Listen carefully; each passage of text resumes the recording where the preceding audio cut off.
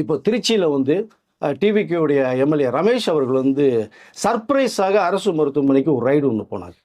இப்போ என்ன நடக்குது, எப்படி இப்படி இருக்குது ஹாஸ்பிட்டல் நிலவரம் எப்படி இருக்குது? நிறைய பேர் பார்த்தீங்கன்னா பெட்டே இல்லாமல் பேஷண்ட்டை அந்த பேசேஜில் தூக்கி படுக்க வச்சுருப்பாங்க. அடுத்த பெட்டு கிளீனாக தூக்கி போடுவோன்னு சொல்லிட்டு. பாத்ரூம் உள்ளேயே போக முடியாத அளவுக்கு இருக்கும், ஓகே.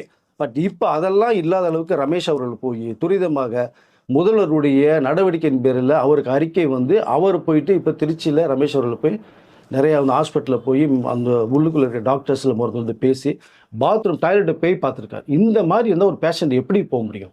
பேஷண்ட்டுக்கு ஒரு அட்டெண்டர் போகணுன்னா எப்படி போக முடியும்? இதுலேயே பாதி டிசீஸ் வரும். நிறையா கூப்பிட்டு வச்சு அவர் ஒரு ப்ரெஸ் மீட் கொடுத்த சம்பவம் இருக்குது.